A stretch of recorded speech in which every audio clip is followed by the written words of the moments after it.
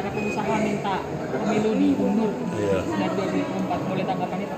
Yang awal yang Pak Bahlil dulu aja. Kalau yang Pak Bahlil itu ya saya belum mengetahui data-data yang ada, data-data yang disampaikan itu. Saya perlu mempelajari seperti apa sebelum memberikan respon dan memberikan tanggapan. Tapi itu pendapat beliau, dan itu di negara demokrasi ini boleh bebas menyampaikan.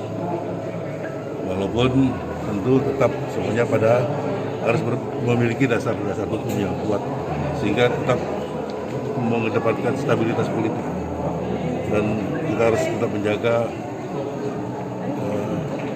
marwah Pak Jokowi sebagai presiden yang sekarang terpandang di seluruh dunia, sebagai presiden yang sekarang menjadi ketua dari G20.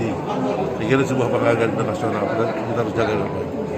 Itu saja, dan mudah-mudahan kita lihat perkembangan berikutnya. Jadi sejauh ini masih lebih baik 2024 ya, tetap dengan. Saya nggak bisa mengatakan seperti itu. Kita lihat. Pak, kemudian terkait dengan elektabilitas Pak Airlangga yang sejauh ini belum masuk dalam 5 besar di lembaga-lembaga survei, Golkar melihatnya sebagai sebuah pekerjaan rumah atau seperti apa? Ya ini masih ada waktu, selalu masih ada waktu. Pengalaman selama ini ada yang last minute, ya. Dan saya berharap bahwa yang penting ini sudah diputuskan oleh sebuah forum resmi partai dan menjadi tugas anggota partai, pimpinan partai pusat dan daerah untuk bagaimana mendongkrak elektabilitas beliau sebagai sebuah kerja bersama. Dari waktu ke waktu saya percaya akan ada perbaikan. Tetapi forum-forum seperti ini penting untuk mendapatkan masukan, karena antara lain perlunya komunikasi yang baik. Bahwa terlalu banyak yang dikerjakan oleh Saudara Airlangga Hartarto sebagai calon presiden yang belum banyak diketahui oleh publik, yang barangkali kalau disampaikan secara baik ini akan bisa meningkatkan elektabilitas beliau. Kalau popularitas saya kira sudah cukup popularitasnya, tinggal bagaimana elektabilitasnya. Saya percaya kalau kita konsisten, apalagi didukung oleh partai yang solid, tidak ada perpecahan, tidak ada, saya kira akan lebih memudahkan. Ini yang harus dijaga juga.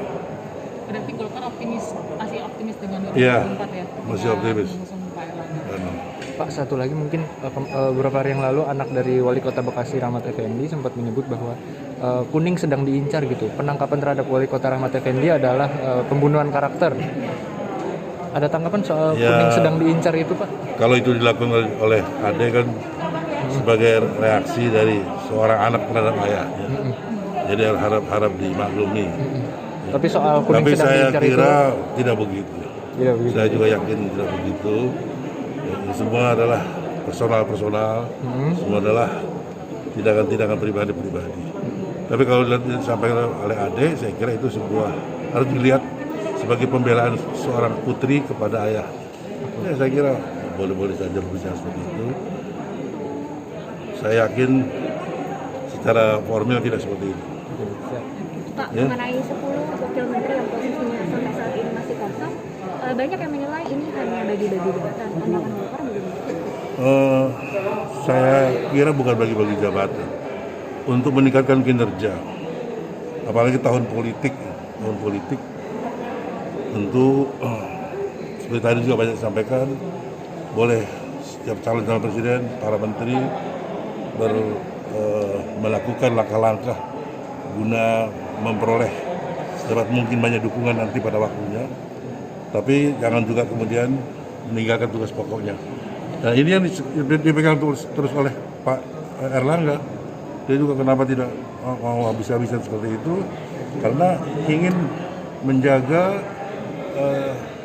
amanat yang diberikan pada Saudara Airlangga sebagai Menko Perekonomian. Nah, hasilnya kan sudah terbukti. Di saat-saat pandemi juga ekonomi masih baik, masih positif dan seterusnya. Saya kira hal-hal itu menunjukkan bahwa adanya kursi-kursi kosong bukan sekadar bagi-bagi tugas, tapi memperkuat kemampuan agar kinerja dari kabinetnya akan semakin baik.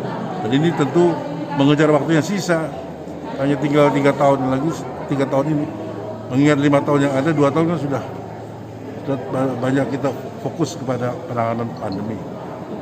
Jadi harus dilihatnya secara positif seperti itu, bukan sekadar bagi-bagi jabatan.